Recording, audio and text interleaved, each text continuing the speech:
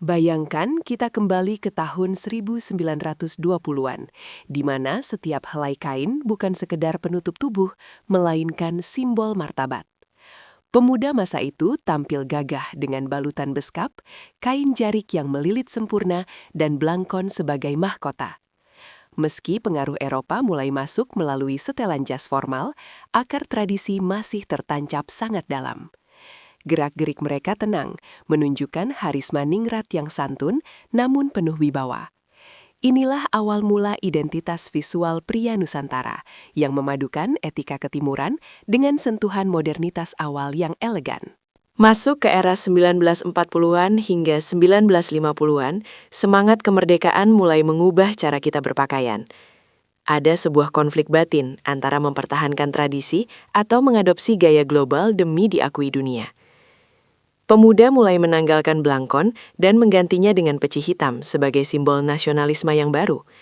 Kemeja putih bersih dengan lengan digulung dan celana pantalon menjadi seragam baru para pejuang dan pemikir bangsa. Ini adalah masa di mana gaya berpakaian menjadi pernyataan politik, sebuah pemberontakan halus terhadap kolonialisme melalui penampilan yang rapi namun tangguh.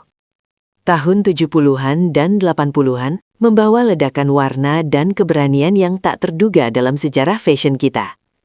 Pemuda Indonesia mulai terpapar budaya pop barat secara masif. Celana cutbre yang melebar di bawah, kerah kemeja yang lebar, hingga rambut gondrong yang ikonik. Tidak ada lagi aturan kaku. Semua tentang ekspresi diri yang bebas dan terkadang liar. Di sudut-sudut kota, mereka berkumpul dengan jaket kulit atau kemeja bermotif cerah, merayakan semangat anak muda yang penuh gairah. Puncak dari gaya ini adalah keberanian untuk tampil beda dan mendobrak batasan formalitas masa lalu.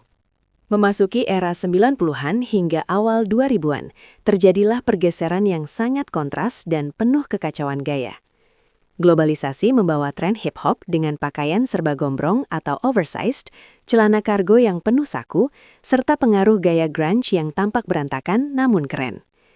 Ini adalah masa transisi di mana tren dari luar negeri menyapu identitas lokal dengan sangat cepat. Pemuda Indonesia terbagi antara mengikuti gaya boyband yang klimis atau gaya anak band indie yang cuek. Inilah klimaks dari pencarian identitas, di mana gaya menjadi sangat individualistis dan beragam. Namun, setelah sekian lama berkiblat keluar, angin perubahan mulai berhembus kembali ke dalam negeri pada tahun 2010-an. Muncul kesadaran baru untuk mencintai produk lokal melalui menjamurnya distro di kota-kota besar. Batik yang dulunya dianggap pakaian orang tua, kini bertransformasi menjadi kemeja slim fit yang keren untuk nongkrong. Pemuda Indonesia mulai bangga memakai brand buatan anak negeri yang kualitasnya tak kalah dengan merek internasional. Inilah masa di mana kita mulai menemukan titik keseimbangan antara tren global dan kebanggaan akan akar budaya sendiri. Kini, kita berada di puncak transformasi yang luar biasa, sebuah era glow up yang sesungguhnya. Gaya pemuda hari ini adalah perpaduan jenius antara masa lalu dan masa depan. Kita melihat tren thrifting yang menghargai sejarah pakaian, dipadukan dengan sepatu sneakers terbaru atau elemen techwear yang futuristik. Tak jarang, kain tradisional seperti tenun dan jarik kembali dipakai dalam gaya street style yang sangat modis.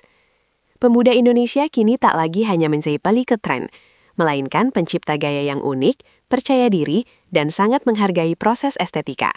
Perjalanan dari beskap hingga streetwear menunjukkan bahwa fashion lebih dari sekadar apa yang kita pakai. Ia adalah cermin sejarah. Kita telah belajar bahwa untuk menjadi modern, kita tidak perlu membuang jati diri. Setiap perubahan gaya adalah babak baru dalam cerita besar bangsa ini. Pada akhirnya, gaya terbaik adalah saat kita merasa nyaman dengan diri sendiri sambil tetap menghormati warisan yang telah membentuk kita. Teruslah bereksplorasi, teruslah berekspresi. Karena identitasmu adalah karya seni yang paling berharga.